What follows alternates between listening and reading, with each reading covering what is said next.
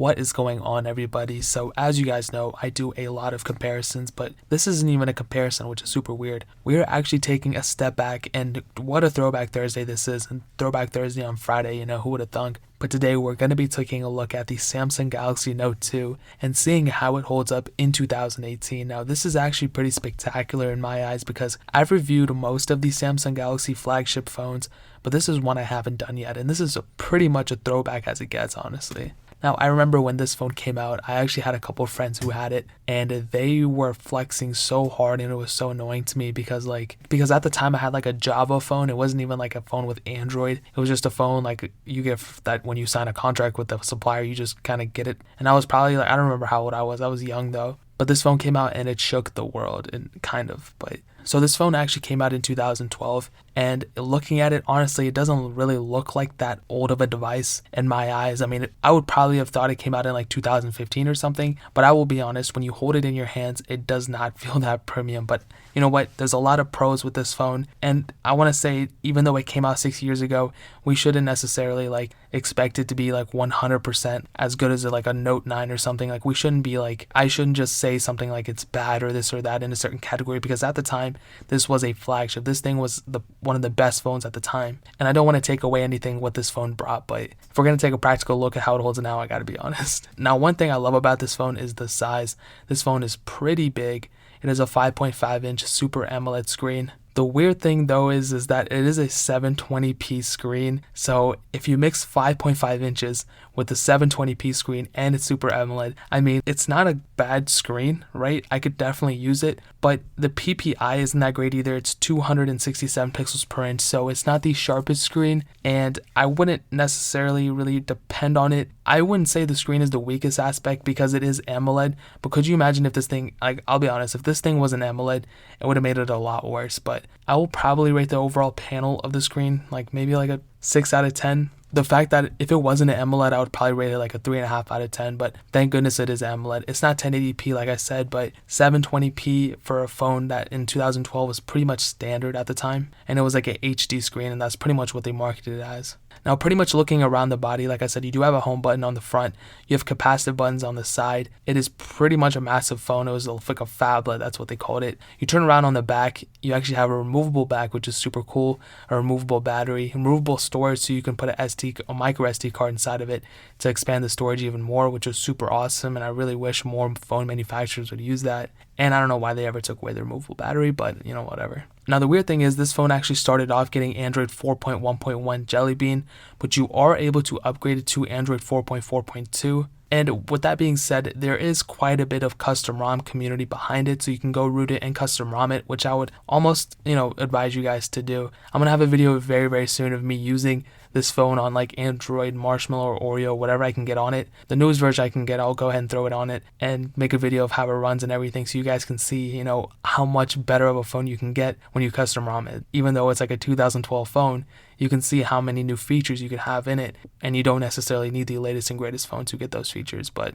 in terms of the overall performance, now I'm going to read these specs out, and then I'm going to tell you about my experience with it. It has the Exynos 4412 quad chipset, a quad-core CPU clocked at 1.6 gigahertz, and 2 gigabytes of RAM. Now, with all that being said, my daily performance, which I would probably say just like scrolling through apps, maybe playing a few games here and there, but mostly like multitasking and stuff like that, is very average on this phone. Like I said, I don't want to take anything away from it, but it's just the way it is, It's really not that great. When I'm multitasking in between like the Play Store and the web browser, for example, it's fine, like nothing's going to happen. But if I'm multitasking, like when I went into a game, for example, it wasn't even that heavy of a game. It actually restarted to the front screen, which was super weird. I was not expecting that, especially with the phone with 2 gigabytes of RAM. I thought at the time Android KitKat 2 gigabytes of RAM was pretty much standard, or pretty much on the high end as well. So it's kind of weird. But of course, apps and games have upgraded and updated since then. So these games are supposed to be working with Android Oreo or whatever the newest version is, Android Pie. But it's still kind of weird that that is the case. I feel like overall performance should have been a little bit better just in terms of multitasking. But once you're in the app, overall performance is pretty much good in terms of the multitasking and daily performance. Like I said, opening and closing apps are okay for a 2012 flagship. I would not compare it anywhere near even like a Note 5 for that matter, but for what it is, it's not a bad phone for switching through apps and everything. Really the only downside of this whole entire thing in terms of performance, besides if you can get through the lag and the multitasking lag and all that, would probably be the updates, just because you are losing a bit of security and you're very behind in updates. We're like years and years behind of updates. So all those, security features that are added into the newer versions of Android, you don't necessarily get that here. Now, in terms of the whole entire gaming performance, I did find it kind of weird. So like smaller games and lighter games, they did work perfectly fine. I didn't really run into any problems. The thing with Pew Pew, it does actually benchmark your phone before to actually go and try to tweak the game performance and see which settings are the best for your specific phone. So you can always like go back and change it up and all that stuff. And Pew Pew ran perfectly fine. And then I went to play Dead Trigger, and that actually ran perfectly fine too. So I'm guessing Dead Trigger isn't really that high intensive of a game anymore. I'm still going to throw it in these tests, but if you guys have any recommendations for like another game that's a little bit higher intensive than Dead Trigger, then just leave it in the description or comment section below and I'll go ahead and check it out. But overall, I would say Dead Trigger ran okay. It wasn't necessarily the fastest thing ever, but I didn't really see any like skip frames either, so that's a good sign. Now moving on to Real Racing 3, this is actually where it shocked me, I was expecting to be glitchy all over the place and expected bugs to be everywhere, but I'll be completely honest, like it ran way better than I thought. Now in the back of my mind I was thinking like, okay, this phone is on Android KitKat, whatever, this game was supposed to be supported for this phone, whatever, but this game has been updated since, the release of Android KitKat, This game is supposed to be supported for Android Oreo or whatever, and on Android KitKat, this phone is able to run it very well, and I'm actually surprised it ran it this well. There are phones that came out in like 2015 and 2016 that didn't even run this game as well as this. Now with that being said, just because it ran Real Racing 3 fine doesn't necessarily mean it was better in overall performance. I would say in other phones like those 2016, 2015 flagships that I talked about earlier, their overall multitasking and overall performance was much better. But it's just so weird that when you're in this one game, it actually ran it pretty well, and I couldn't even believe it. Like I said, there were skipped frames in this game, but you could definitely go through and play it, and it's actually much better than I thought. So that's actually cool, and I actually really like that about this phone, and even thinking about it now, like it's just super crazy that that was the case. Now moving on to the camera quality, the Galaxy Note came with a 8 megapixel back camera. It was capable of shooting 1080p at 30 frames per second, and it's very average. I don't want to, like I said, I don't want to take anything away from this phone.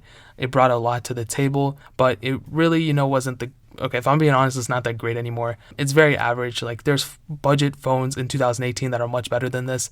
And if anything, I'm not bashing this phone. I'm just saying like how great phones have become basically, even Samsung phones. I'm seeing the evolution from this phone being a flagship to like the budget phones being better than this. Like that's super crazy, and I actually like seeing that development. And this phone brought a lot to the table, and as you can see, the photos are very okay. The one thing I don't like about the video camera app is that when I was recording a video, for example, every time I hit the record button, for some reason autofocus would be turned off and you would have to manually turn it on every time, which was kind of weird. I don't really like that much, but that's kind of a problem. But I don't think they're ever going to fix that because there's no more updates going to this phone, so there's no point in complaining about it.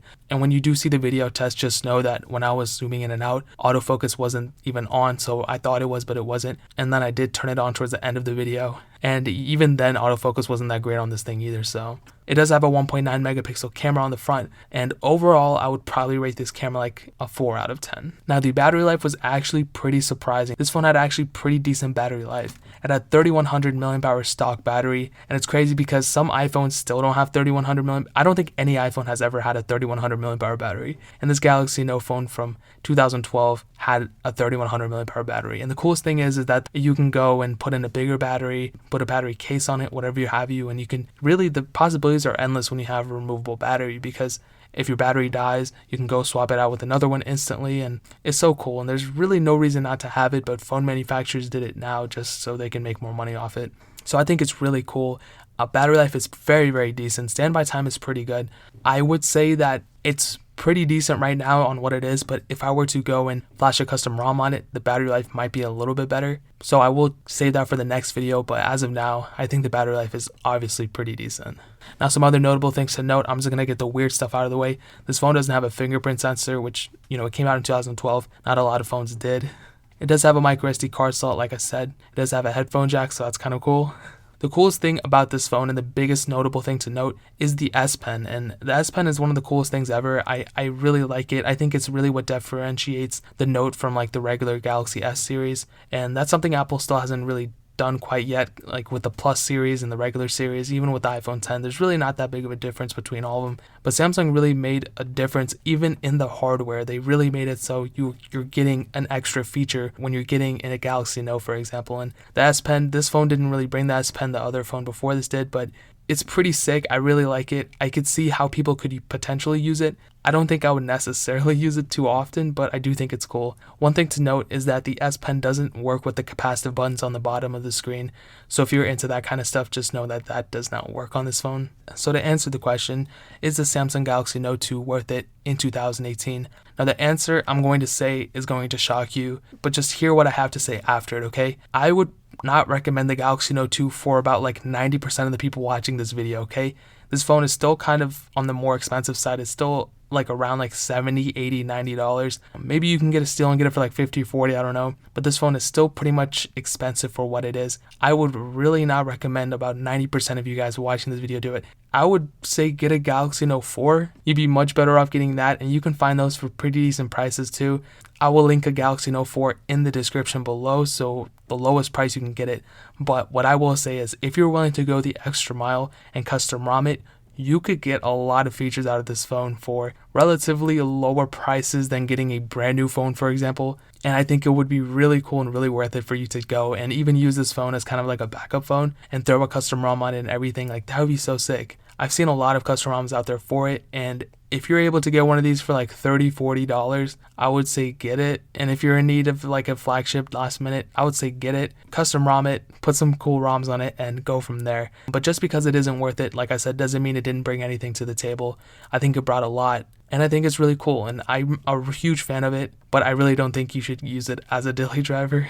But this phone really brought a lot, and I love this phone to death. And that is pretty much it. If you guys have any questions or anything, leave it down in the comment section below. Hit that like button, but definitely hit that subscribe button. Guys, the iPhone 6s and iPhone SE giveaway is over. It's done. I'm picking the winners in like a couple minutes once I'm done editing this video. I will start up another giveaway very, very soon, so stay tuned for that. I want to give away more iPhones this time, so I might give away like 3 iPhone SEs or something, but that giveaway is over, so but definitely hit that subscribe button so you don't miss the next giveaway. Believe me, the next giveaway is going to be so lit.